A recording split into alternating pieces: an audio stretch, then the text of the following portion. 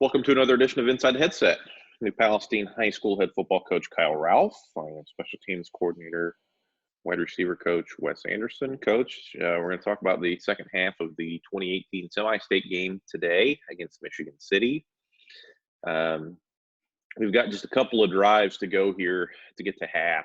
So let's go ahead and jump in there. It's 21-10 right now. Right? 21-10? 21-10. We have the lead here. Getting ready to go into the locker room, but we've just scored on a Charlie touchdown run. So let's jump back in here and get through these last couple of drives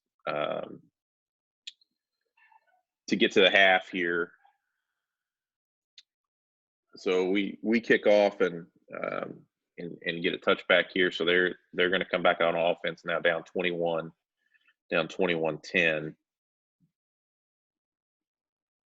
First down power. Yeah, so one thing that you're going to see here, again, you kind of had to be paying some pretty close attention, but we haven't had Matt in the game as much. So he started the game. We had to bring him over, and he wasn't going to play offense this week. You can let it roll here. He wasn't going to play offense this week, so in between these series and stuff, we had kind of held him out for a couple of series, and I just had Coach Haran kind of essentially coach him on the fly in regards to some of the things that have been happening and stuff to us, so we could get him settled in a little bit.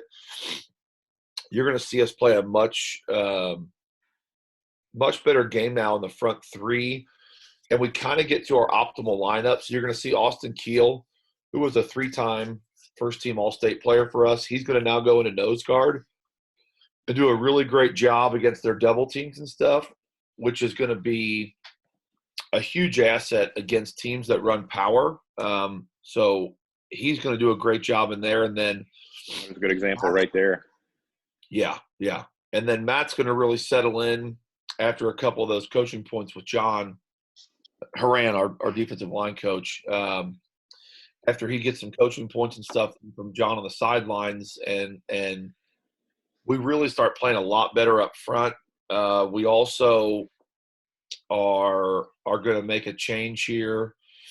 I think this is now probably the second series we've gone to this. It might be the first series that we've gone to this year. But we put Jacob Hockett in the game at linebacker as well, and we take CJ out. Jacob was a little bit taller, a little bit bigger than what CJ was, and as much as they're running power at us right now, we just felt like that might give us a little bit better shot. It isn't that CJ was playing poorly, but he's a little bit smaller, and it's a lot harder for him to take some of those powers on. So we put Jacob in, and I know that we've already watched the Decatur game, so people who have been watching this saw Jacob with a couple of really nice interceptions in Decatur. But, Jacob's really a great story of his senior year, because I know we talked about this, but he'd won the job. Then he got hurt in the summer, pulled his groin muscle real bad, and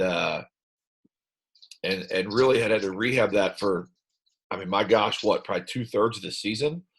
Was rehabbing that groin and then trying to come back from it. So this really is kind of, his second or third probably game back at full speed, where we really felt good about, where he'd gotten himself to that point through the rehab and stuff. So he really plays a nice game here against Michigan City, and then he backs that up with another really nice game the following week against Decatur Central, obviously. So we've made a couple changes here on defense, and they're paying off for us pretty well here. We really come after this punt again. Yeah, I felt really good about the punt block going into this game. This is basically just a nub. This is a nub tight end right here, and then you've basically got wing trips over here. But they did a really nice job of speeding their punter up. We talked about that a little bit in one of these previous episodes about, now that we're a full-time punt block team, that's one of the things that happens. He gets that punt away in about 1.9, which is incredible.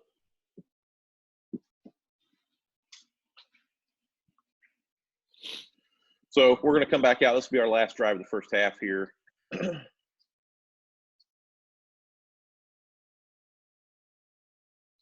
We'll bubble go here.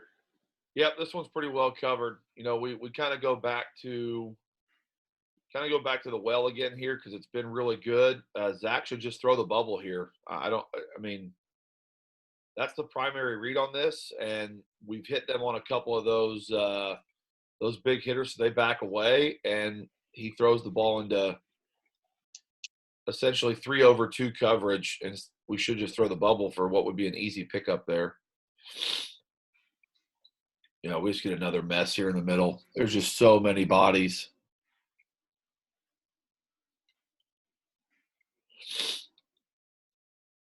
So this is another one of our one-off plays here that we miss again. Blake's absolutely wide open for a touchdown. We had this kid on the backside set up for a really nice post by Blake, which is one of Blake's best routes with his speed and all that. It's a great stick right there with his left foot in his head. This is 6 points and we miss it again. So that little piece of paper I talked about at this stage of the game has, I think, 1 play left on it. It might have 0. There's a couple other things that I want to do, but as far as the kind of manufacturing points, we went 1 for 7 or 1 for 8. It's disappointing, really, especially as wide open as we are. Honestly, we're wide open again right there, and that's 6 points any way you slice it. If we just complete that ball and we overthrow it again by quite a bit, so it's tough. Again, you can think you're the greatest play caller or whatever you want to say ever, but at the end of the day, if the kids don't execute, it really doesn't matter. And it's not blaming people for that. That's the truth. We've got another great little simple concept wide open there. We don't do it, so it's really all for nothing. Boy, this is an absolute rocket from Eric right here. Yeah, this thing is launched off his foot. The interesting part about what's coming up here now is so they're almost out of time on the clock. And they really have not done this the whole game. They're going to start playing with some tempo here, and it catches us off guard a little bit because it's not really something that they do. And we don't really kind of like settle into it very well, and they really get after us pretty good here on this drive. They hit a couple big passes here, and they move the ball real well. That's good coverage by us, by Riker right there. That's really nice coverage over the top there. We're in a good fit position. Just our scissors concept. Just our scissors concept here. But yeah, they're gonna hit a couple throws here and really move the ball down. And this is, I think, the drive it's the very end of the half. They set themselves up for a field goal here. And yeah,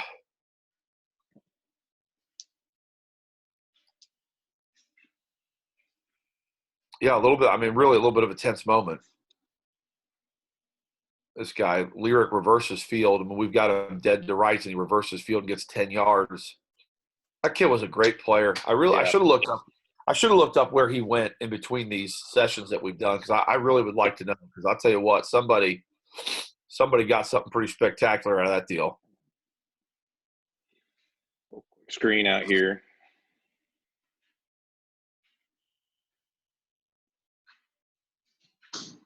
Yeah, a little rocket screen. Cade just misses the tackle. He does what he's supposed to do. We want those guys actually to get forced back into the tunnel. So he gets out there real quick. He just a little bit too aggressive to the outside hit to get him back inside. He should just break his feet down a little bit better than that. But we don't have – the problem is we have nobody in the tunnel. You're trying to get that guy actually to kind of partner tackle him two ways there, and we want to put ourselves in the tunnel and either force him back out where he really doesn't want to be. And if you can't do that, then depending upon your positioning, you get him into the tunnel, and then your partner should tackle him there as a linebacker. But we don't do a great job. He needs to break his feet down and get more to that inside hip and make that guy go back out of the tunnel if possible. If he over pursues him and turns him back in, we still should have someone there, but we don't. So, and this really is the game changer in my opinion. This is such a great play by Jacob here. We don't play real well in the defensive backfield on a couple plays here, and boy, Jacob saves us big time on this play off of just sheer hustle. He's dropping to we actually have two linebackers drop in the same area, which is not very good either, but he drops out to the numbers to protect the underneath side over here to the boundary, and we miss a tackle. This kid kind of spins off in a really bad spot for us where we have no one else left, and then Jacob just flat out makes a hustle play and chases this kid down and doesn't give up on it. And really, he saves a touchdown. I mean, he absolutely saves a touchdown here. And what's going to happen on this drive is they're going to end up missing this field goal. So, boy, I mean, 21-10 feels significantly different with, especially, quite honestly, as poorly as we've played. 21-10 feels a lot different than 21-17 would have felt. A lot different. And they're going to get the ball. So this is, again, one of those huge plays in a game that's a massive credit to our kids, a credit to Jacob. I mean, just not giving up on a play and just hustling no matter what. Boy, it really saves us. And you can tell, I mean, there's 3 seconds on the clock here. We are down to the very end of this quarter, and that's big. Hey, so one of the little things, situationally felt like this was right at the edge of this kicker's range. He misses it to the left here.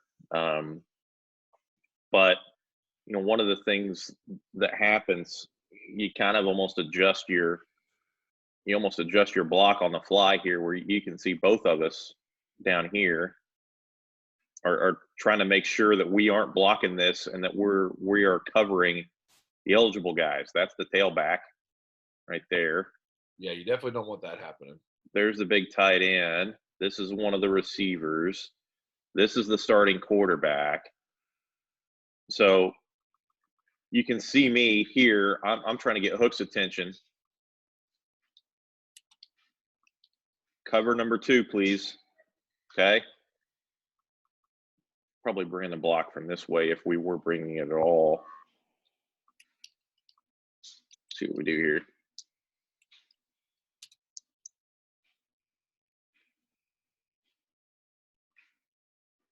Yep. So just those little coaching things that happen. So that's going to be it. In 21-10 is the halftime score, and we talked about this a little bit. We'll stop sharing the screen here and talk about this halftime.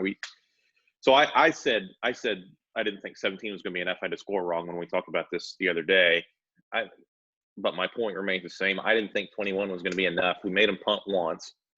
But every other time, they basically got down in the red zone and got points or sputtered out trying to get points. So walking off the field here at 21-10, I think my thought is that we're going to need to score again. And I honestly have some concerns about how that's going to happen. We have not run the ball well at all. Other than that one where we got the free safety to kind of to guess wrong, and we'll see some more of that here in the second half. But I mean, and 5 was yeah, as you walk off the field, I'll be honest, I really felt pretty bad. about how that first half had gone, even though we had the lead. We're a Hockett tackle and a drop pass away from being behind, from it being 24-10 or 24-21 in favor of them. So, not a good feeling. I'll let you talk a little bit about kind of what happened when we got together in the office there, and the message to the kids and all that stuff, because this second half actually goes really well for us. Michigan City doesn't score again, but that certainly I don't think was either of our expectations as we walk across the parking lot to go talk about the second half. No, and you're right. And I know I said this earlier.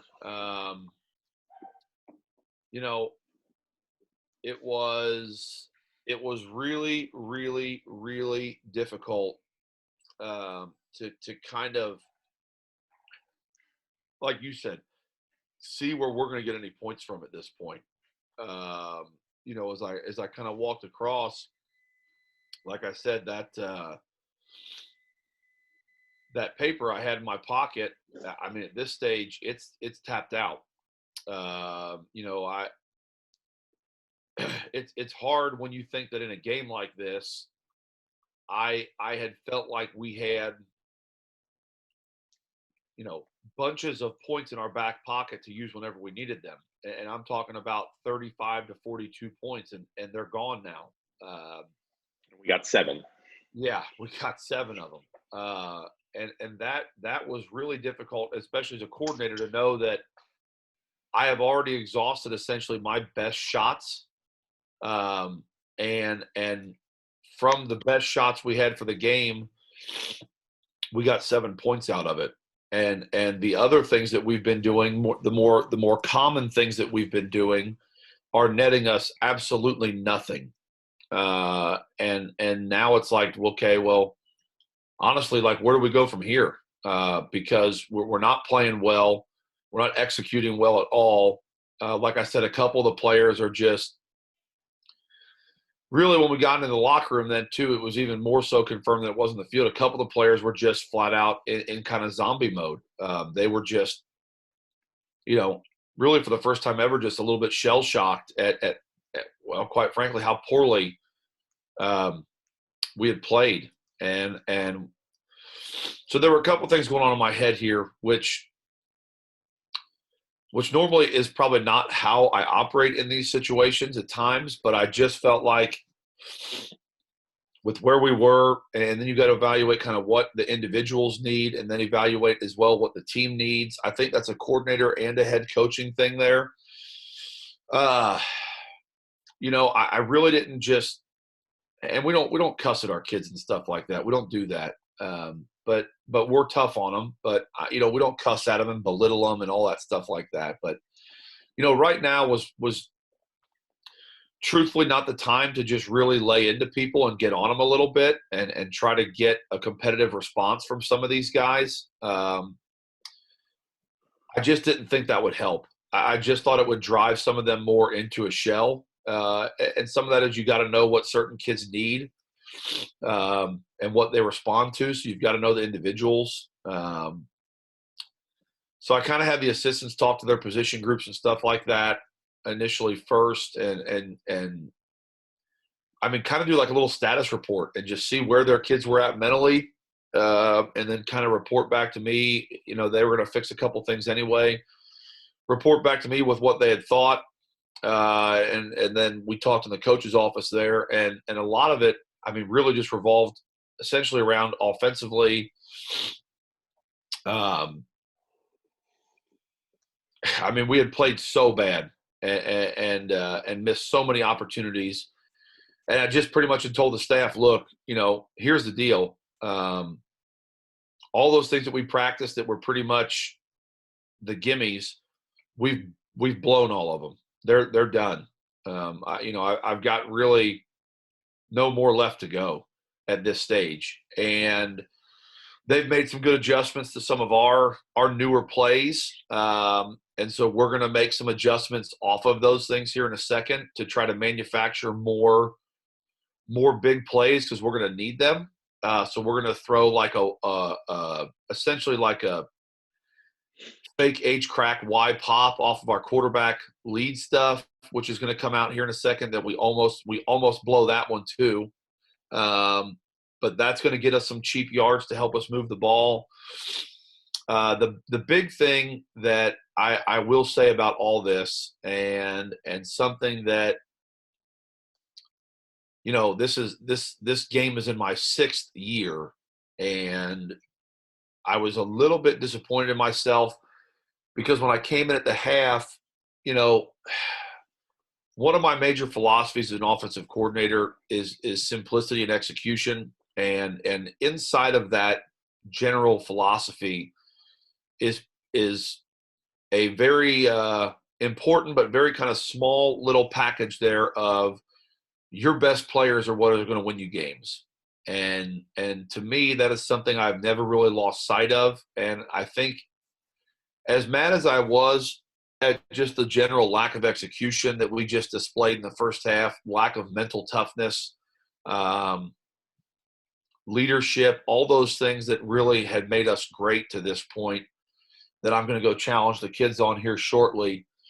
I was probably just as mad at myself because when we came in at the half, I kind of realized, like, man, like we were trying to distribute the ball to different people that are playmakers as well. But we've got an absolute war machine standing in the backfield who really has not done what he normally does because we really weren't feeding him the ball. And Charlie's real value, I said this a lot in interviews as well, Charlie's real value is if you get him above 20 carries, maybe even 25, that's where he took games over. Now, I mean, obviously early in the game, he's great. He's fantastic. I mean, he's well beyond good. But, you know, the consistency of having to tackle that kid upwards of 20 times, and the more you gave him the ball, the better he got, because he never really wore down, and he wore everybody else down. And I remember at the half, I asked one of the coaches, I said, you know, how many carries does he have? And, you know, it was something like, I don't know, 10, let's say, or 8, something like that. It wasn't very many.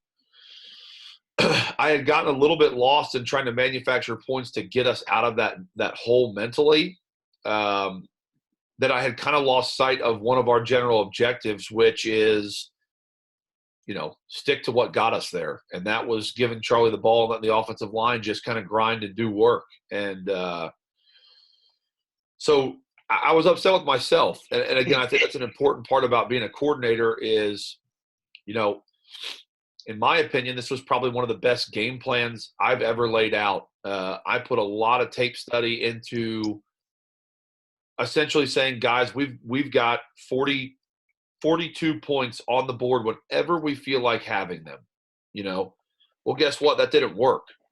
And I think I got maybe a little bit distracted by the bright lights of all those touchdowns and stuff, and kind of had lost sight a little bit of probably what we should have done, which is go right back into our comfort zone for a little bit there and just feed Charlie the ball here, and trying to manufacture points essentially took one of our best players out of the game, where in the first half he was more of a decoy for a lot of this stuff to try to get those touchdowns. And now in the second half, what you're going to see here is he becomes what he should be, which is the show. He becomes the feature of our second half because, quite frankly, we're not playing well at the other spots. And again, that becomes a decision of how reliable is some of this other stuff going to be? Probably not very reliable. Well, how reliable is Charlie? Well, his career, he's going to have 10,000 yards worth of carries that say he's pretty daggone reliable. So, yeah, the mentality starts to shift again to really, you know, kind of get the offensive line going and try to wear these guys down in the second half. We didn't think we could block them very well anyway in the first half, to be honest. But as the game got on, they always had gotten tired. and their third and fourth quarters had been more of a struggle on tape. So we just felt like if we can get those two things together here, this is going to start going for us. And, thankfully it works itself out. Again, it's not pretty, but we definitely get sustained drives. I mean, we've been 3 and out, I think, 5 times in the first half, and that had never happened to us. Yeah. I mean, it was really bad football. So just kind of getting the kids back into that, and I think Coach Buchanan and myself really challenging the offensive line to say, guys, look, the game now is on you here. Like we're going to run the ball a lot more. We made a change to get away from the 2 big guys, which again, there's really nowhere to go.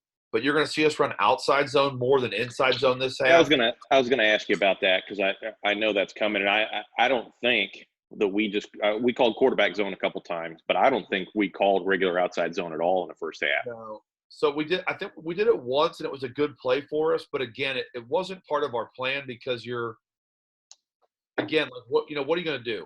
Are you going to challenge the 330 pounder and the 290 pounder in the middle, or are you going to challenge the Power 5 kid and the other kid that I really think should have played in the MAC on the outside? I mean, what are you really choosing between there? So the big decision, I guess, was on the interior. Our guards had really had some struggles and had drawn some, I mean, quite frankly, some tough matchups. And those guys in the middle were just so big and powerful. So running inside was just not really as effective. And it probably wasn't going to be as effective. So we decided to make the switch and go to outside zone now. And it's going to pay off for us here. We do it by actually, which doesn't make a lot of sense when you play against a team like this, but we do it actually by bringing our wings into the box and making their players essentially move up and stand on top of us, which the guy that's like the safety that would be like up here, up high on a screen, mm-hmm. That guy now would scoot down a little bit further and have to essentially be a tackler in or near the box. And then that allows our wing to block essentially what would be their linebacker that's standing on the edge. So technically we get another player to come into the box, which you would think, Coach, why would you do that? But it's someone who's a non-tackler, to be quite honest. They really weren't great tacklers at safety. And it allows us to use our wings to block those linebackers that are giving us a little bit of trouble down there. So, it works itself out is probably the best way to put it. It ends up working itself out, which is great. And we play a little bit sharper second half here. Defensively, we've really made a lot of our adjustments already on the field. We pretty much just recap their power stuff, and that's honestly about it. There really isn't a lot to do on defense here.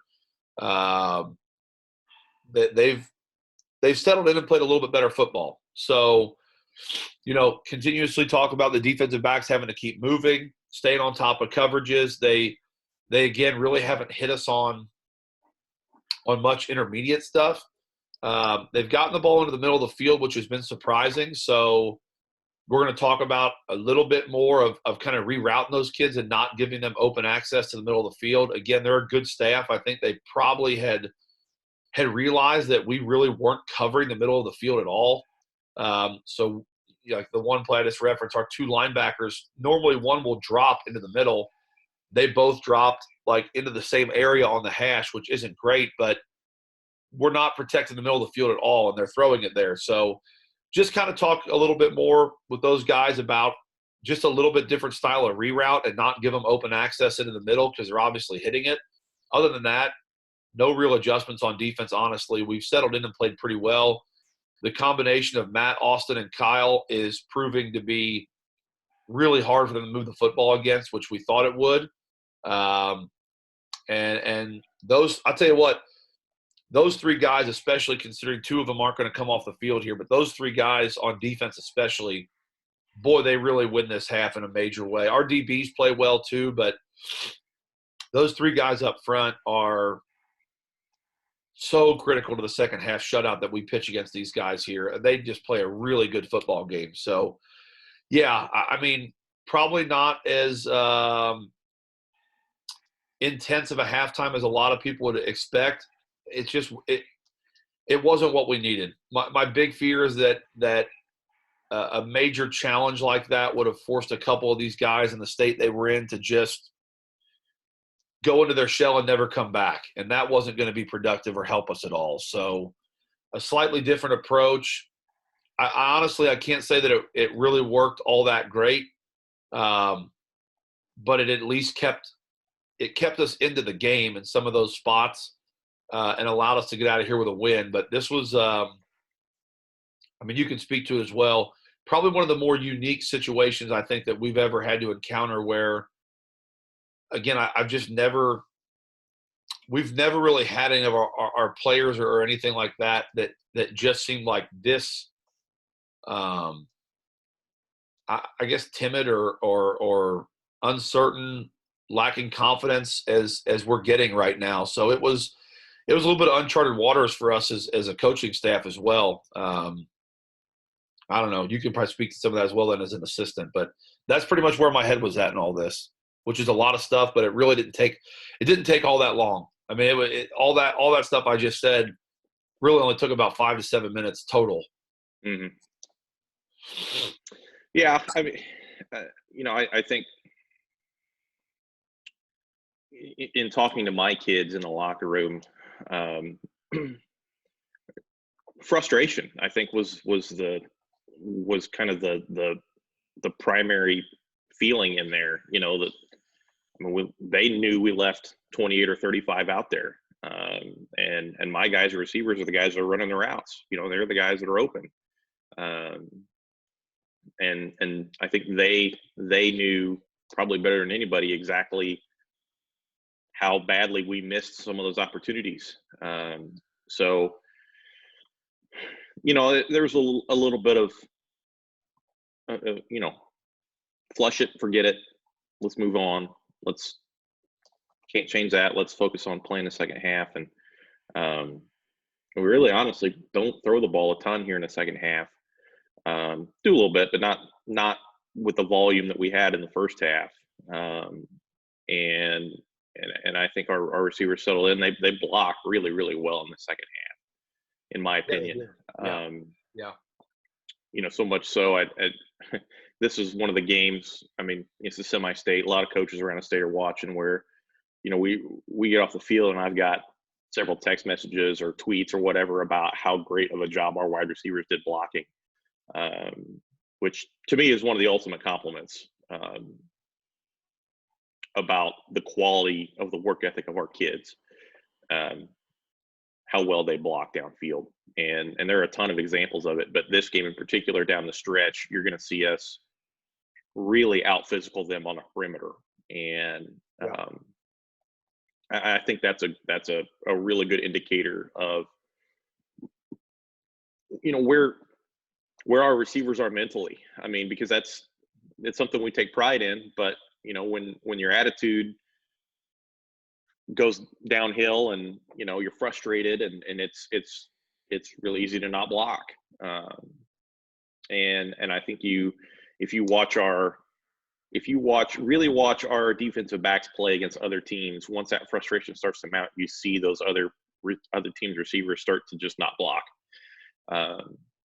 But we do a really good job of that. So not great in a locker room, honestly, in my mind, and going in there and kind of taking the temperature. But we certainly kind of got them pointed back in the right direction, and this is a really good second half here. So anything else you want to jump back in here? Yep, let's do it.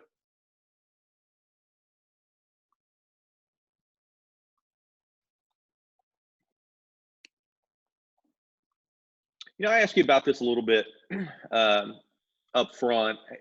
This was a 4:00 kick, and I just noticed because it was kind of starting to get dark as we came out of the locker room here. How big of a factor do you think that is or was in it just being a little bit different daily schedule than we're used to? I mean, you probably haven't played one of those since the 14 state championship game when you played the second game, to kick this game off earlier like that. Yeah, I'm not. I can't remember when the Castle game was. It also was earlier in 15 because they had 3-hour drive back to Evansville area. I'm pretty sure that game was also a little bit earlier, but yeah, this was the first time in a couple of years that we had done something like that. So, truthfully and honestly, I'm not. I am a big anti-excuses person. We do a lot of stuff as you kind of let the tape roll here, and we're playing defense and playing pretty well.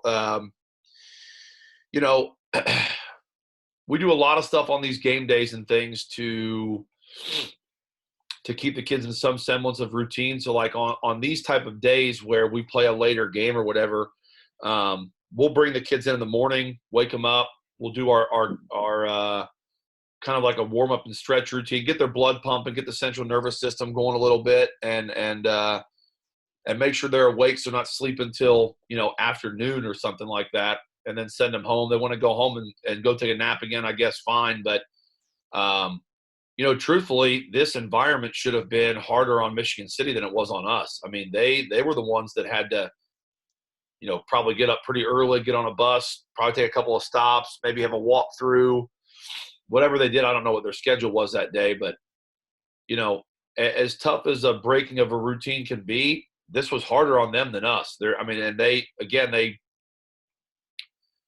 played pretty well. I wouldn't say they've outplayed us, but their circumstance was certainly a lot more difficult than ours was, and we're at home. So, our kids slept in a little bit, came in, did a little bit of a workout, went home, relaxed, got a good meal in their stomach, and then, came back over for pregame routine after driving, 5 to 10 minutes to our stadium from their house because we're such a small community. I mean, Michigan City had been on a bus all day. So, yeah, I mean, I think that routine can change things up for some people, but again, it's not an excuse for us. I mean, they had a harder routine than we did this day, and they seem to be doing. Again, they've got missed opportunities as well. They believe me, there are plenty of things they would love to, I'm sure, have back in this game or have the ball bounce just a little bit differently. It's not like we've just blown opportunities. They've had a couple too that they've missed also, and really they should be winning right now. Honestly, they probably ought to be beating us the way this game has gone, and with some of their missed opportunities, technically speaking, they could easily make claim to that. So.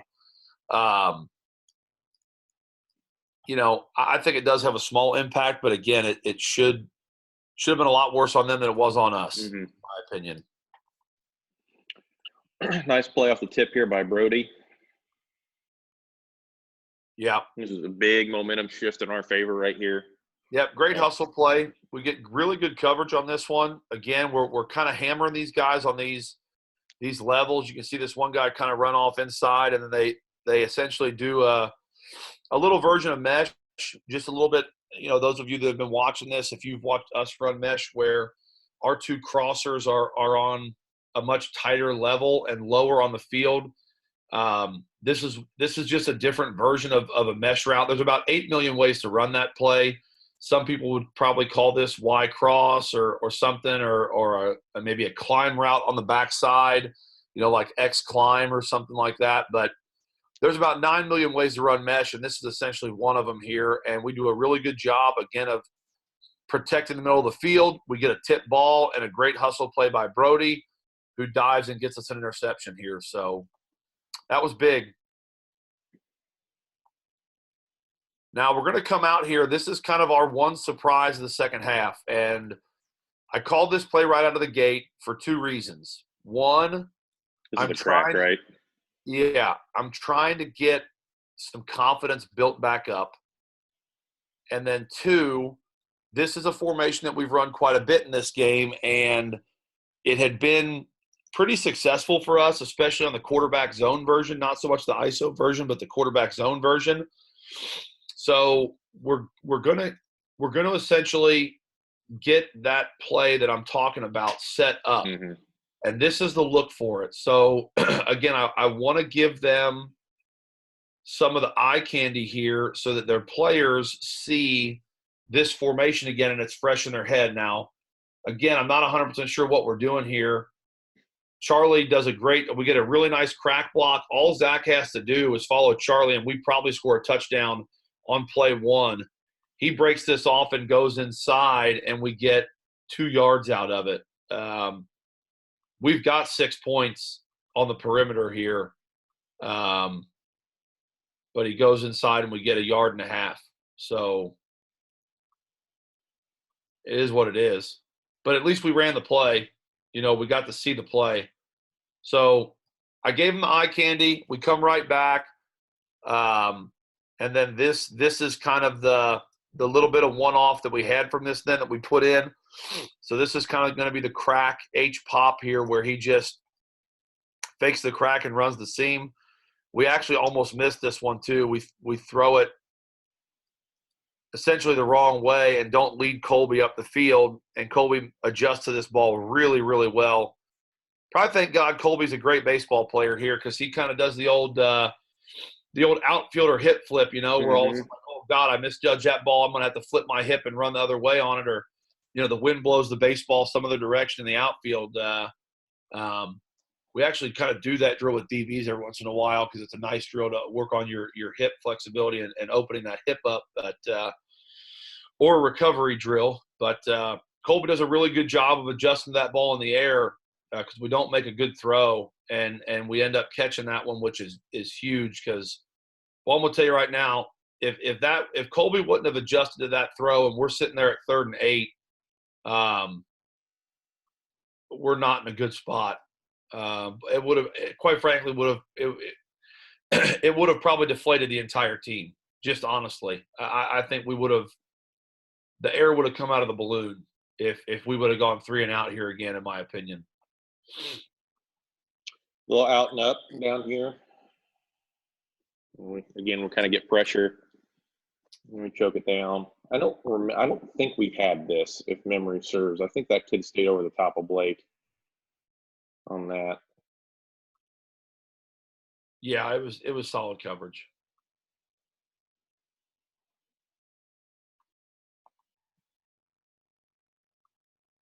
So this is now what you're going to start seeing here. Our pass protection is not very good. We're just getting beat at a couple of spots on pretty much a play-by-play basis here. And again, we're not throwing the ball great. So we kind of got our little one-off, fake crack block in here. And, now it's time to feed the beast and start going back to work. Should have probably been a pull there. Mm-hmm.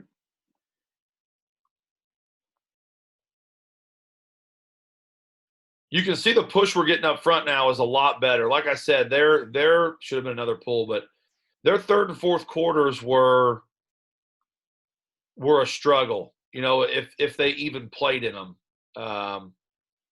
This is just an easy little pitch and catch to the outside, like a long handoff here on just a now route. Actually, I think that might be the last pass we complete. I think we only complete like 3 or 4 passes the whole game or something.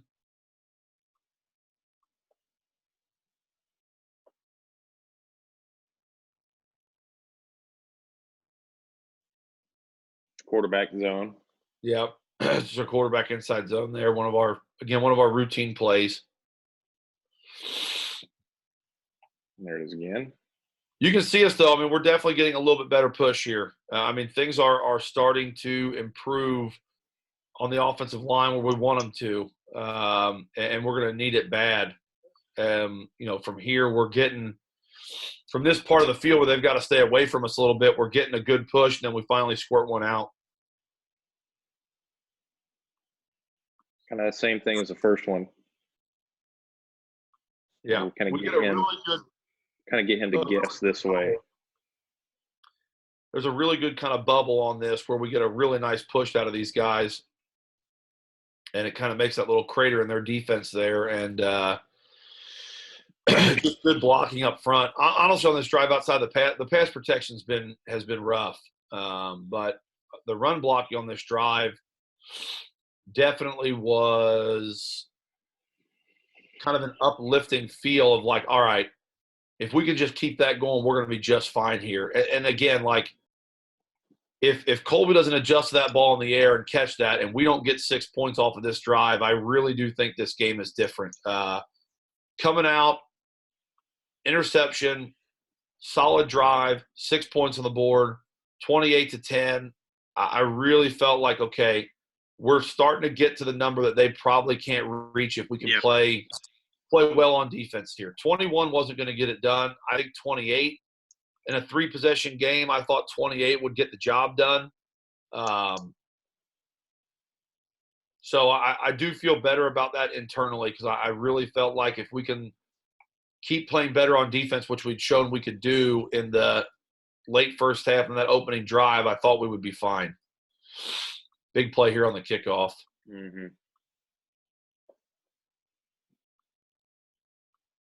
That's Luke Ely.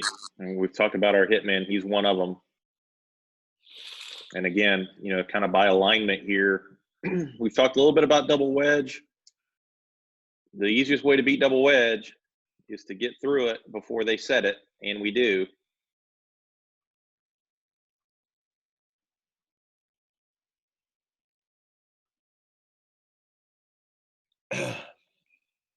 When you kind of one of my special teams philosophies is I don't necessarily have to be smarter than their special teams coach. I have to be smarter than their kids, and I have to make their kids make some tough decisions. So, against the wedge kickoff, my objective is to try to run as many kids at this wedge as I can. Here comes Clevenger here, Bastion, Wiegand. Try to run as many guys at this wedge as I can and make their kids have to pick. In any kid in America, when one kid runs at him, goes, I got to block that guy. But when 3 or 4 guys run at him, now all of a sudden the decision gets a little bit harder, and you kind of see both of these guys here not really too sure what to do with Hook coming in here. Ely's here, Clevenger's fighting this block, and honestly, they just kind of let us go.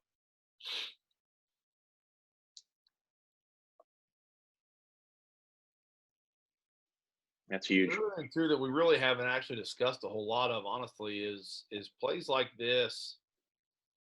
You wouldn't think so, but we do put a lot. You would think this because we've said it, but we put a lot of time and stock and value into special teams. And I think of all the things that happen in a football game, special teams is probably one of the places where you can get an absolutely massive shot in the arm to the kids when big plays happen. And man, tackling a guy inside of the 20 on these things is such a huge kind of shot in the arm of energy or adrenaline to the whole team, because it's, they understand how big of a play that is, because we put so much importance on these things. It's almost as much as, like a sack on defense or an interception. I mean, this is the special teams equivalent of an energy bringing play. And we really respond well to stuff like this, which is great because we should, but it just seems like, hey, coach, it's a kickoff. Like, you're supposed to tackle it. Well, I get that, but these moments in a game have a very inflating and deflating value to them. If you give up massive returns, well, it deflates you and inflates the other team. If you tackle the ball inside the 20, that inflates you and deflates them. And the mood of the kids goes up and down with those things. So big special teams plays like that one there, a tackle inside the 20 are huge to the psyche of a team as you play a game.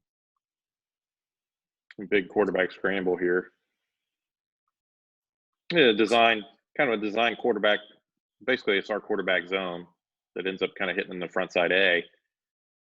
Yeah, he was good with his feet for sure. He had really hurt people with his legs, and that's why we wanted to keep him in the pocket and make him throw. That's where he had struggled when people kept him in there. But again, like good players are going to make plays. That's what the game is, and he makes a good play with his feet right there, obviously. Here you start to see some flashes of what Matt Brown does really, really well. And we've talked a lot about this. Kind of he plays being read Yeah, probably better than just about anybody. I mean, he plays it really, really well. He that comes was down the one of the line, best. kind of sits square, Yeah. forces a give here, and then he's still quick enough, long enough to go chase the back down from behind. That's really tough. Yeah, having him and Kyle, this is obviously is an 18, but then when they play together again as the two defensive ends in 19, you really start to see it after Matt gets to play the position for a year. Those two guys were as good because they're so explosive and athletic. I mean, they're as good as you're going to probably find as two bookend four techniques at being able to sit, be read, be disciplined, and then once the disengage happens, play either one of the two things because they're both so athletic and explosive. And just to follow up on the story I told you about being an unselfish player and being rewarded for being unselfish. So in between our last film and this one, Matt actually picked up his first FBS offer.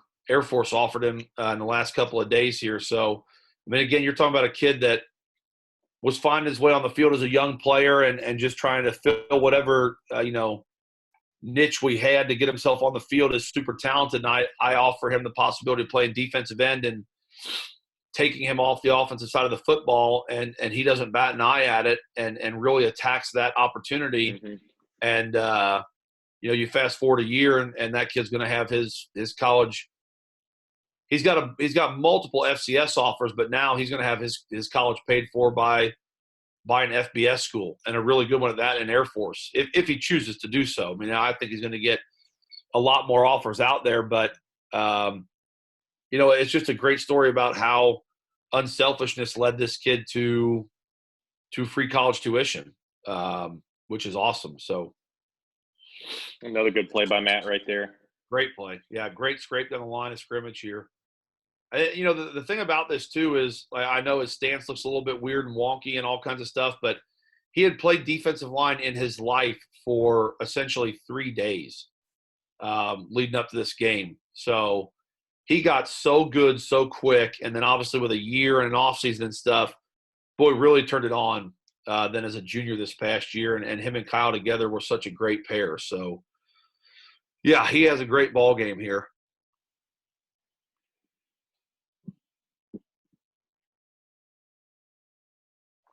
Do a really good job in the secondary here.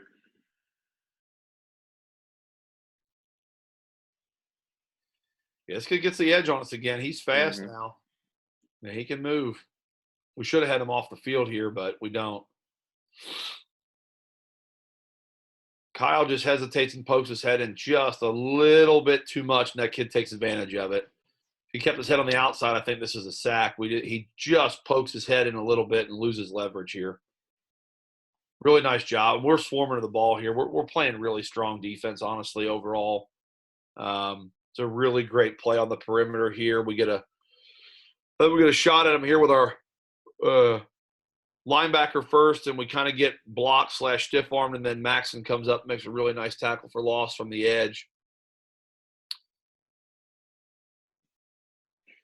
Big benefit here is the clock's running, and then we get the turnover from there. And kind of what you talked about a little bit with moving around and showing them different looks, and this is just going to be backside post here. Yeah, so this is part of one of our schemes here that we've talked about quite a bit. So Maxon is essentially the free player right now, and again the pre-snap movement right now, it looks like he's blitzing, and he's going to come up and pressure the edge. He's inside of linebacker depth. And he's got a lot of jobs on this play. He's supposed to be a run support player. He's the robber player for if the third guy runs a vertical. What happens on this play is it looks like it's going to be a run. This wing comes back across, which is somewhat of who Maxon is going to key. So that keeps him lower than normal. So first of all, he lines up low, so it looks like he's not going to cover anybody. Then the wing coming across actually keeps him involved. And then he realizes it's obviously a pass. So he gets back then into his pass responsibility. And you can see him look to his right. He does a great job. Literally is exactly how we coach this to be done. He peeks to his right there. You see him look. to see if it's a hitch or a slant, because his job then is to get outside and get underneath that to take that route away. And he doesn't see the Michigan City player there, so he immediately sinks for depth, knowing that that guy has either run a fade or a post behind me. And he gets right back into the post window and picks this ball off. We've got great coverage anyway. Brody might actually have a shot at picking this off if the ball gets there. But everything about this rep, it's actually one of my clinic cut-ups. Everything about this rep is what makes you so proud as a coach. You know, I know there's been some frustration in this game and stuff, but our kids do a great job, and they take coaching exceptionally well. You know, and this is one of those moments as a coach where you're so proud, because all the coaching points that we have covered, you see them all come to life in this one play, and it's a huge play for us. And, man, it's just one of those things where it almost picks your spirits up then as a coach, like, okay, all right, we're going to be fine. You know, we can do this. You know, and you watch it on tape and you're like, okay, it is sinking in. You know, I think every coach needs to have that feeling at some point in their career, if you're competitive at all and you're a little bit of a perfectionist at all. I think every coach needs that moment where they turn the tape on and say, okay, I am at least coaching this stuff up, because, you know, it can be frustrating at times. But, boy, this is one of those ones that will really pick up your spirits here when you see things executed this well. Yeah, it's kind of one of the things that we talk about, and you know, we've talked about it a few times here, and again, we know the Michigan City guys really, really well, really good friends of ours, but you know, with some of the RPO stuff, or you know, when you know, my philosophy as an offensive coach has changed since I came to work for you. You know, I was a coordinator before I came here, and I'm going to tell you, we ran a kitchen sink, and we stunk at all of it. Because we could never rep all of it enough. We could never practice it all enough. And you know, you can never, when you get really complex, you can never show your quarterback enough stuff. And when we start moving and showing you different stuff, it makes it really hard on the quarterback to process that stuff in general. But the more wrinkles you add, the more things you add. And I don't say this to be critical of those guys at all. But I think the bigger your playbook gets, the more concern me personally would have as a coordinator, because you know, you've got to process all of this pre-snap. Don't know where we're going to go right now. Looks like this might be cover 3, our cover 3 look, maybe, based on how we're aligned right now. And then you've got to make a throw off of it. And we talked about this with the curl flat play in the first half. Again, this is the flat player, you know, and you talked a lot about how we coach it and stuff like that. But, you know, there's honestly, in a lot of systems, there's no answer for this. There's no answer for, I'm going to run a post and the flat player is going to drop underneath it and pick it off. Like there's just no, you know, there's no system of checks and balances for a lot of offenses to be able to solve that problem.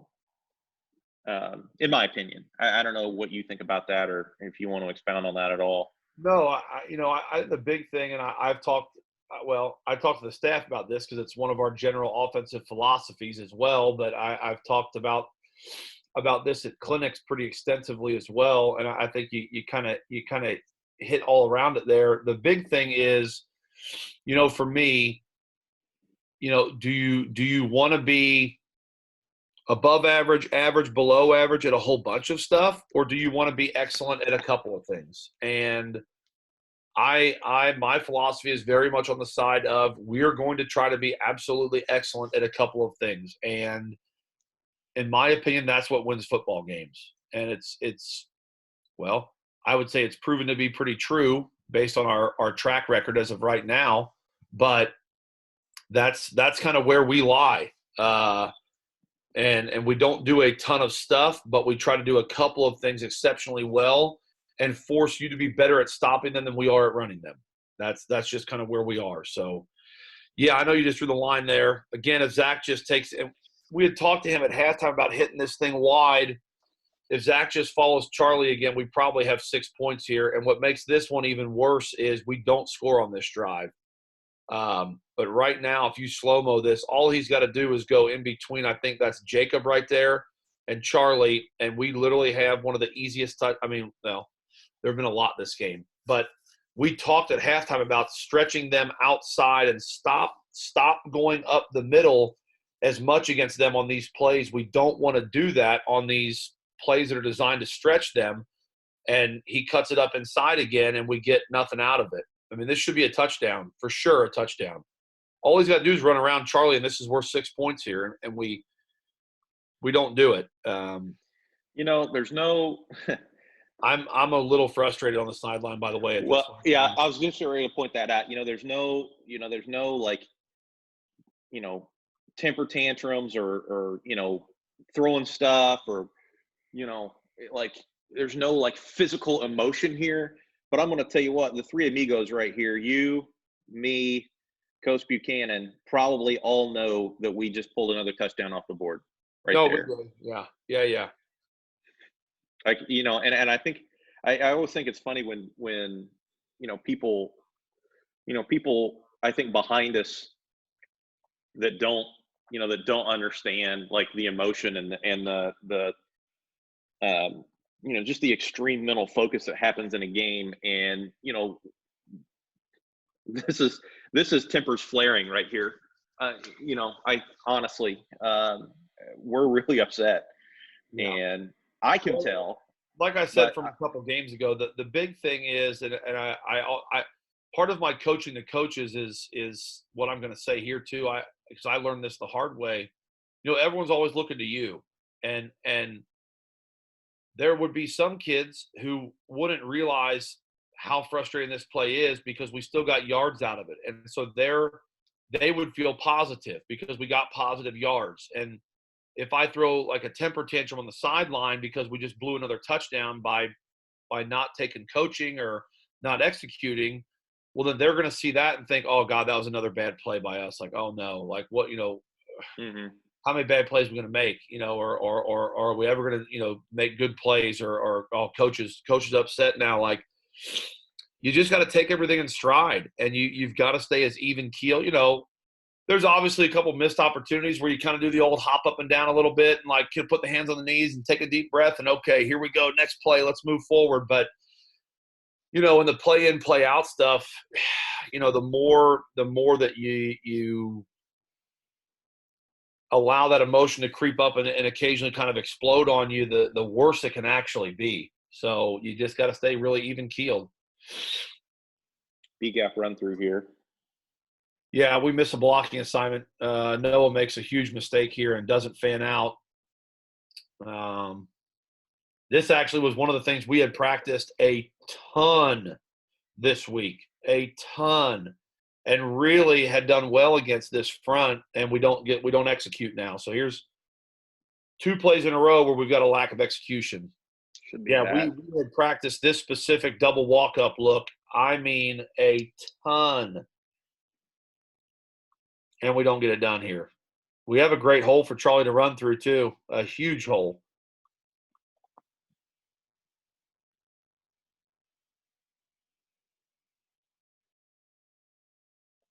Quarterback zone, I think, based on what you gave. Nope. Doesn't matter. Penalty. Yeah. No, I think we false started there, so it didn't matter. All right, we're going to try it again. And this time Chuck misses. Yeah. So now Charlie doesn't execute this either. And this guy jumps outside of him. We get a bad block on the inside here and get blown up, and then Charlie misses his block, which is uncommon but kills us here. It really hurts. We've got a really nice play again, but we get beat inside pretty bad, and then Charlie just flat out just whiffs this guy, just tries to run right through him and absolutely whiffs. Yeah. So now, now we've got a different guy that doesn't execute, and that's, unacceptable. Him and I had a little conversation on the sideline about this one. Really bad play. So 4th and 11. This is huge. Maybe one of the best throws in my total 7 years here now. You know, we've sorry, go ahead. Yeah, this is just an absolute gem from Zach, honestly. That's what So this was one of those plays that we had practiced a pretty good amount. We had kept it in our back pocket. Honestly, for a situation just like this, a 3rd or 4th and long that we needed to convert, they always you've seen them play pretty loose the whole game anyway, but they really loosen their coverage up to the chains when it was a 4th or a 3rd and long scenario. And we come back with what I think is again a great play call. And I mean, Zach throws an absolute gem in here. This is a really hard throw to make, and he throws it, I mean, absolutely on the button. That's an NFL throw. I don't care what you want to say. We also don't block up front at all, so he's under pressure. We get 3 people up front that beat us, but I mean, that is an NFL throw. It is an absolute strike. You might remember this play a little bit. Zionsville runs this a ton. And in that Zionsville game, you saw it, I think, once. Double post, corner behind, sail concept here. And they love to do this, you know, with the big tall kid, the Hull kid, and then the Fawcett kid, and they would put the big Vanderbilt tight end right here and run it to him. This is one we like a lot in long yardage. Colby almost gets to the pylon, and boy, do I wish he would have. Yeah, this does not go well for us here.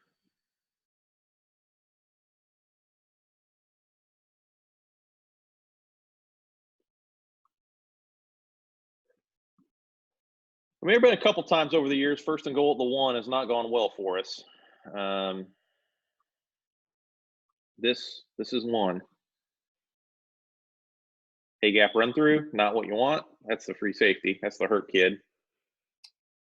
Yeah, so you want to talk about missed opportunities here. We go down on 4 consecutive plays here, and on 4 consecutive plays, we don't block a guy in the box. That's the safety who comes into the A-gap a couple of times now. So then we change it up. We don't block him again. And then we cut a defensive lineman loose at the point of attack up front, so we don't get that done. Come back out, let an A-gap run through, go right down the chute again, and we don't block essentially 2 of the defensive tackles. We just get flat out beat. So there's 3 people at the point of attack. I mean, again, this is to go 35-10. I mean, the game is over at that point if you can get that. And if you can get 35, this is over with, and we get nothing. I mean, really just 4 major missed opportunities right there.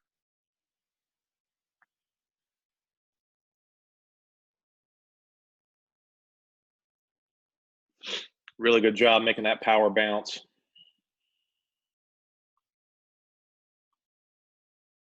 Hockett does a really nice job of stepping down right here and taking on that puller. Yeah.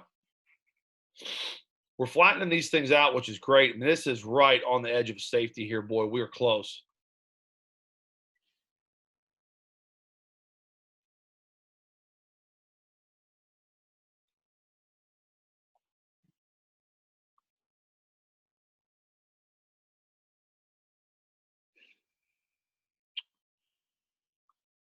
Is that buck sweep?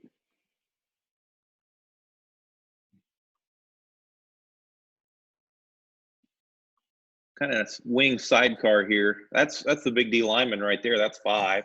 Yeah, they've got a wing and they've got a fullback on this play. They go into their heavy package here, and they pretty much run like, essentially like almost like a buck sweep here.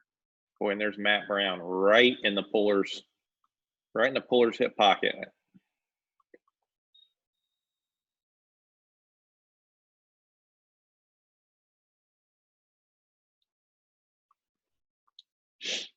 So we'll get him to punt.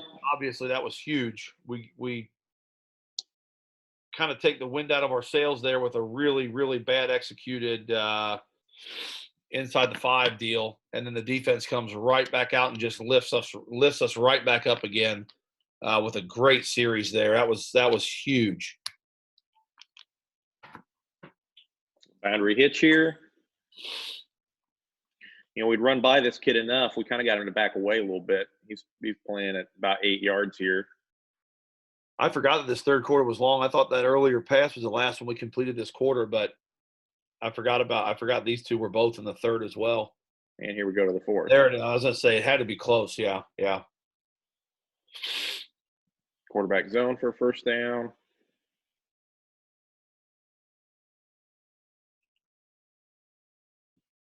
That one's almost incomplete too. Yep. Colby one-handed that thing. That was a great catch. I remember watching on the sideline. I was like, how in the world? This ball's way out in front of him, and he one-hands it.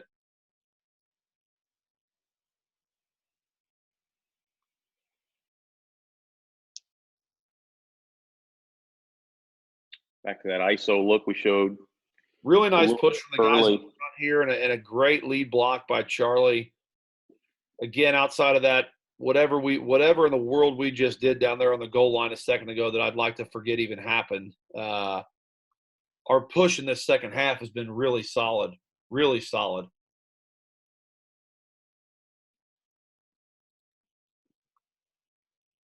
You can see we've brought that wing in the game here now a lot more often as well. It just puts a little bit of the numbers in our favor. Here's another quarterback outside zone where we miss.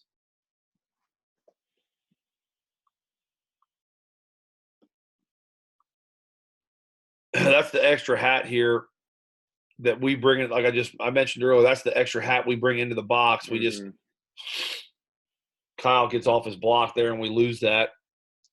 Yeah, penalty. We get a penalty. 2nd and 19. Always what you want. That was not a great choice there. This ball was not supposed to go to him at all. This ball is actually this is designed to go to Colby.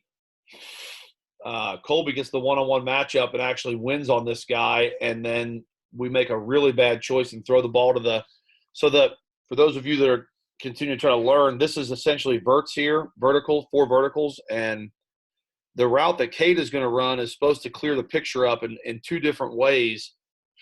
When they play this cover 0, though, it's going to pull those defenders away from the route that we actually want, and it's going to give Colby a larger area to run in on that hash up there. I mean, Zach should really never throw this ball. Like, this is something that was one of the coaching points. We talked all week that this throw was probably never going to go here because number 6 is standing in the middle of the field. You can see him right there on the bottom hash. We wanted to keep him occupied and then win with Colby one-on-one. And again, I don't know why we throw it to the double covered guy, but that was not the right choice.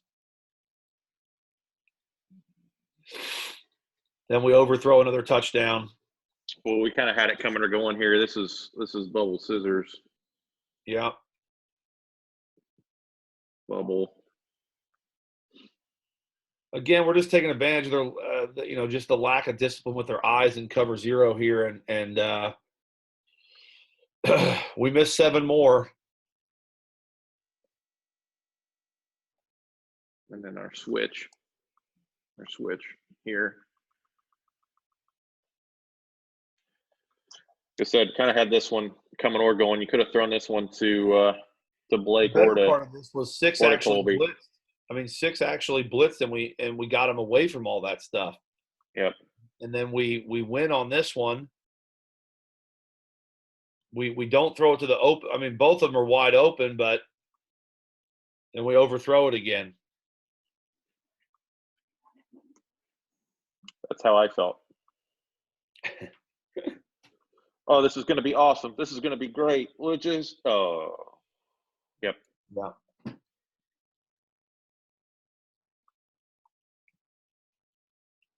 Try it again. Open again on 4th and 19. Yeah, we just run a little bit different version of it here, and we actually win both routes, and we overthrow another one. Colby's open, and even more wide open up top is Blake, and we don't hit Blake either. I mean, they're both open. They're both literally running free, and we miss again. So, yeah, it's a tough pill to swallow. I mean, honestly, it is really frustrating. But like I said, you've got to kind of block that stuff out as best you possibly can, and just try. You got a game to coach here, and a game your players got to play in and finish here. If you let the emotion of all these missed opportunities keep building up, and then that comes out in a, you know, kind of a little bit of explosive rage there, it's not going to help the situation at all. It's just going to make it worse. So He wants this we just got to inside keep slant as right positive as we can and keep playing and moving forward. here. He wants this inside slant right here, and Avon does a good job of getting out into the what we call the hook curl.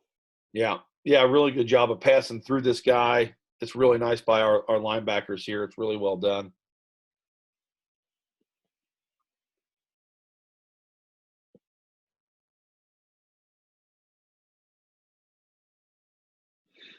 Starting to feel like, I mean, it's still 28-10 here, but we're probably at, I don't know, 9-10 to go in the fourth quarter, and starting to feel like the clock is starting to run out on them, especially because they're kind of having to put drives together now. I haven't really – I had that one big quarterback outside zone early in the third, but other than that, we've really done a pretty good job.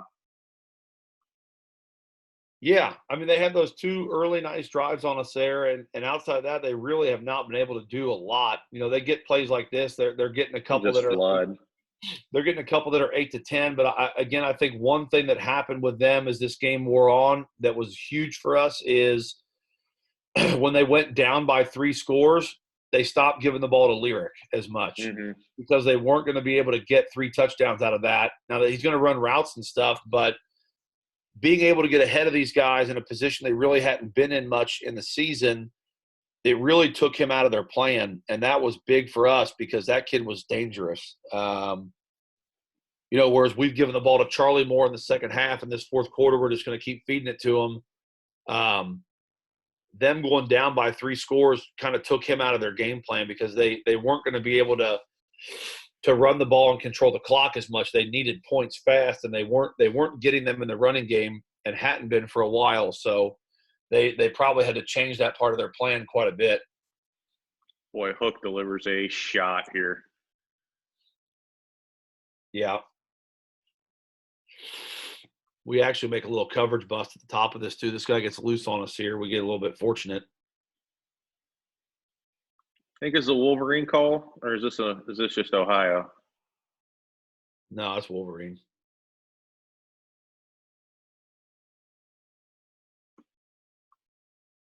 Yeah, we lose our kind of hook seam curl player here and don't sink into the hole very well at all.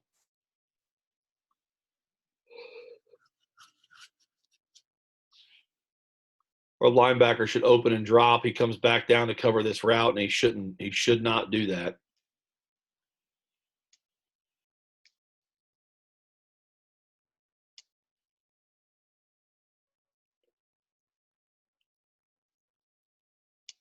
Does a nice job in the secondary. Come back to exactly the same play. Honestly, that's the same thing they just ran. Yeah, the difference in that one is Jacob opens up and drops deep on this one and takes that away, which was the difference between the last play and this play. He does a really good job of getting his hip open and getting up that seam hook curl and taking this route away right there. That little dig is now covered by him, and it's a dead route. So that was, again, kids are going to make mistakes, but he corrects himself, and the very next play does it exceptionally well.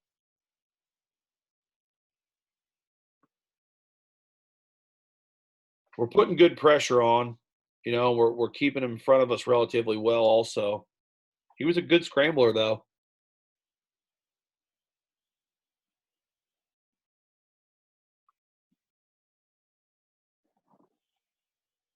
We end up picking this one off here. Sometimes balls bounces your way a little bit. Yeah, so this is a great play. Colby gets his hands in on this one and bats the ball away, and Brody actually is in a perfect position. But we do get – so Colby bats this ball away, which is a great play, and Brody is actually the free player on this design. And, again, this is one of those things where when you go back – and this is one of my clinic cut-ups as well for one of our coverages. When you go back and you watch us play, everything that Brody does is exactly how it's been coached. He's the free player. He steps down for run support first. The second thing he does then is when he realizes it's not a run and it's a pass, he bails. He reads the quarterback's eyes, and because he's the free player, wherever the quarterback's eyes go to, he's going to open and try to take that away. He may not make the play on the ball, but he's going to get his body over there. So as soon as he sees this quarterback's eyes trigger to his right, he's going to open and sprint and get under whatever route is over there. He may not even know what route it is, but it's his body presence that matters. Colby ends up getting his hand in on this ball. You can see right there, Colby punches that ball out, and it ends up hitting Brody literally right in the – essentially in like the abs.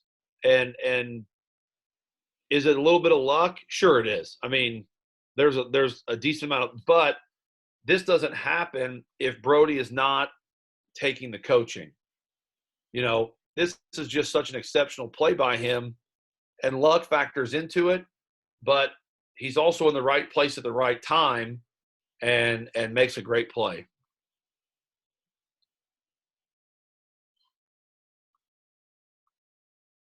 This is a touchdown, right? This drive. Yes.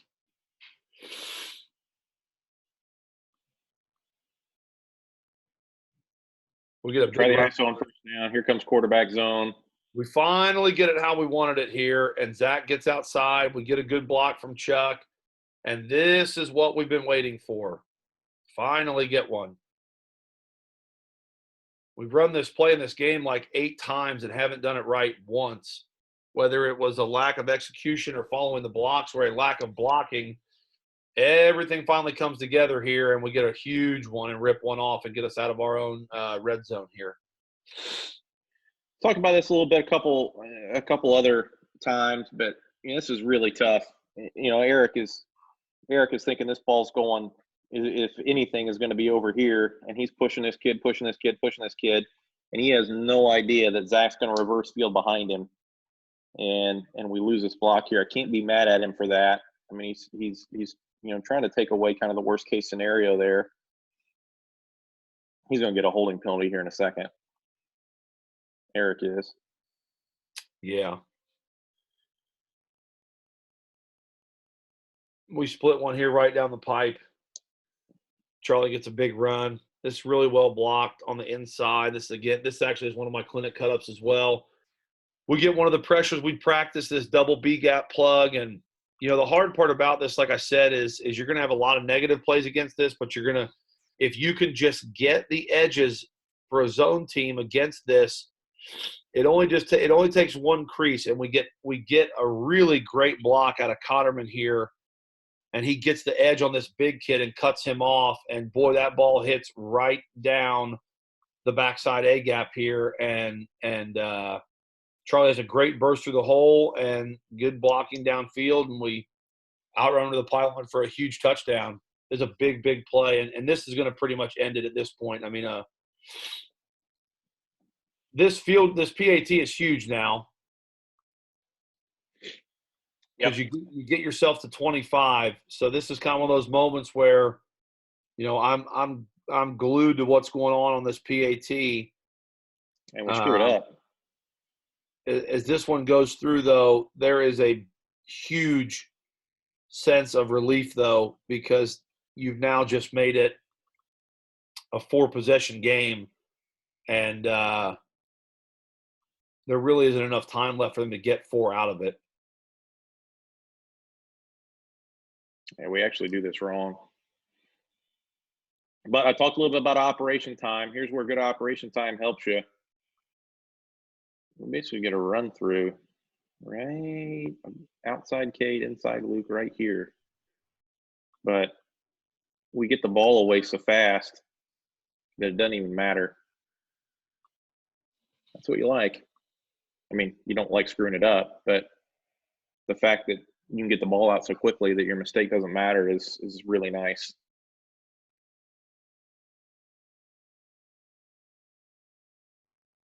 Kind of squirt one on us there. This ends up being a really short kick. Yeah, this was not supposed to be like this. No.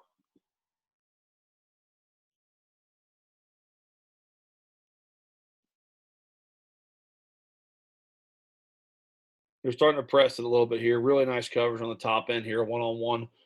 Just a one-on-one fade. Really great coverage by Riker. Nice open hit bail on that. He doesn't attack the stutter.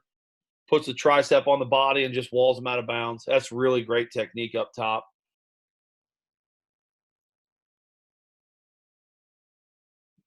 Oh, Hook baits him into another one here. We about get this.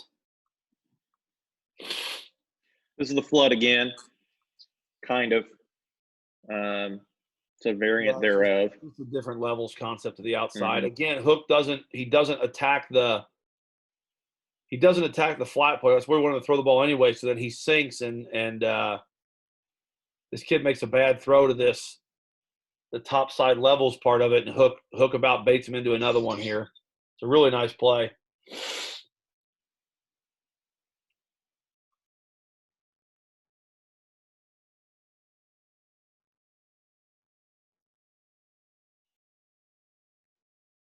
Boundary hitch hits the ground.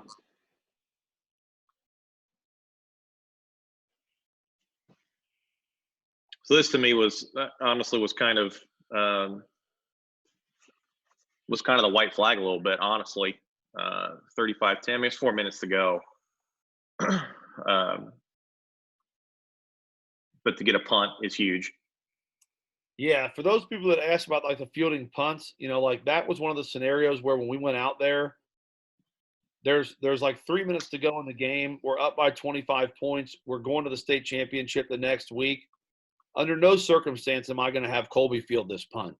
Right. I mean, he's 4 yards from it and doesn't touch it. Yeah. Could we go run over there and go ahead and fair catch this? Sure. Could he not fair catch it and take one under the chin and we lose Colby for the next week? It's also possible. The safest bet in these situations when we're ahead by so much is continue to preserve your players and keep them safe and healthy. And so we do let a ton of punts go when we get ahead because, I mean, punt return, there's a big injury risk factor on that stuff, Mm-hmm. Especially with the way that we come after punts. Like we've said before, we're not setting up walls for him. He's back there pretty much by himself. Back to quarterback zone here. Yeah. If we follow Charlie again, we probably have another huge play here. We cut it back inside and get about 4 or 5 out of it.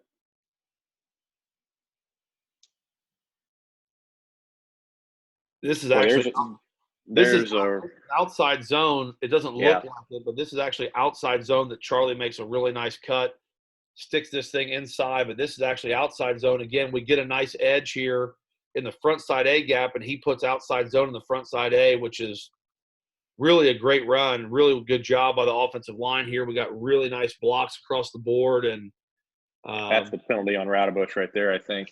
Yeah, and we squirt one through. Yep. We essentially come back and are going to run pretty much the exact same play and really just, well, from here on, just run the clock out essentially.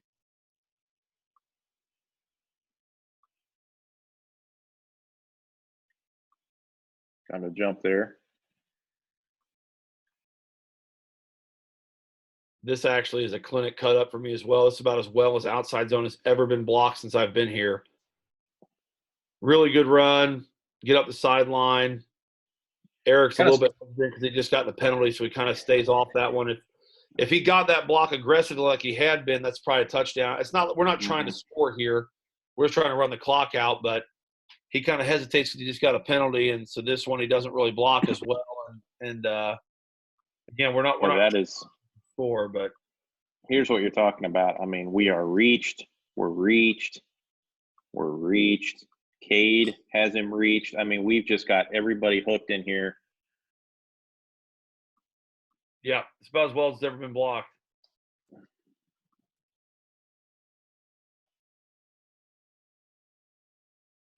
Yeah, Eric kind of gets a little too far inside there on him here.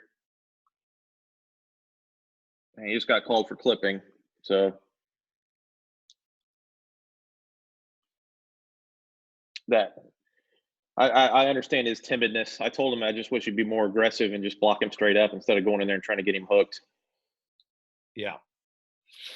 Yeah, really, we just run the clock out now. I'm pretty sure we just run inside, Mm-hmm. outside zone until we go to victory. We miss a block here again, but we pretty And much there we just run go. until we get to victory here and it's over with. So, yeah, I think the thing about this is everyone shakes my hand there at the end of that game is to really have not played very well and essentially to kind of survive that against a really good football team, to know that we quite frankly had played so poorly in a couple of really key spots, and to have played like that. It was weird because it did give me some confidence going into the next week. And I know we've already watched the Decatur game. The big problem then was when we got to see Decatur finally was, oh God, they're an even better version of Michigan City. Mm-hmm. They do the same thing as Michigan City, but they're probably better. They were better in that particular year. I still though maintain I would have been really interested to see a Michigan City. I'm glad we didn't get to see it, but a Michigan City Decatur game would have been really interesting that year Yeah. because of the athletes on the field and the way they played defense. I would have been really intrigued to see how a game like that would have gone. Again, no disrespect to either team, but I'm personally glad that we did not get to see that matchup. But those two teams were really evenly matched, and their schemes were so similar in so many different ways. I think that game would have been really intriguing. But I do know, turn the film on and seeing Decatur essentially play with the exact same and really even more aggressive philosophy than what Michigan City did. I was like, oh boy, if we don't really sharpen it up here in the next 7 days, we're in some trouble. I Mm-hmm. know we've already watched that game and we performed overall better. But yeah, those two teams, the way they were designed were kind of like a little bit of a hard counter to us, where they had exactly what they needed to slow us down, and then we didn't execute in the areas that we had advantages in, and it made both those games exceptionally difficult because of the personnel matchups and stuff. Yeah. Well, I'll tell you, certainly relieved to get out of that one with a win. And a much, I won't say sharper second half was defensively. And I think part of that is, um, you know, you've talked a lot about this. I won't say that our defense is quote unquote built to play with the lead. But when we can make an opponent one dimensional, that's when our defense really starts to shine, I think. Yeah. When in some of those games, and we've talked a little bit about the snowball and the avalanche, and we put a couple on the board, and the other team starts to press, and they start getting one dimensional and throwing the ball all over the yard, and they start making mistakes. So our defense plays really well there in that second half, but I it was nice, kind of in the middle of that into the third quarter there. We're able to push that one, get that one in for 28, and know at 28-10, listen, our secondary is going to have to win this game for us, and they do. I mean, a couple of picks, another dropped pick, probably a couple of sacks in there from the D line too. So, I mean, as bad as I felt at halftime, and I felt like we probably needed at least 7 more or 14 more potentially to win that game. We actually needed 0. Just like I said, a sense of relief kind of there as that second half went on, that that our defense had kind of answered the call a little bit, and we were able to get 2 more touchdowns to win the game. Yeah, I think to couple with that, with what you said and then what I said, I think the biggest part then of having watched our guys play and Jacob settle into what he was doing and see Matt settle into what he was doing, I think the biggest part of the learning experience from the Michigan City thing was, again, they had missed opportunities as well, but having only given up 10 points to them, and really after we made a couple of changes, holding them to 0, again, that's kind of where I felt like going into Decatur, our defense was so well suited against what Decatur had done that if Michigan City only could score 10, I know I said this before, but I felt like the magic number was 21 for Decatur Central. I just didn't think that our defense would give up 3 touchdowns to them. Their offense and Michigan City's offense was relatively similar. They used their running backs in the same way. Their quarterbacks were relatively similar. I think Michigan City's offensive line was better. Maybe didn't have some of the skill players on the perimeter that Decatur had, but I felt like that balance, especially with the guys up front, made me feel really good that we really Decatur wasn't going to become a shootout type game, because we would have lost that. I mean, we weren't going to be able to score enough points on them to make any type of a shootout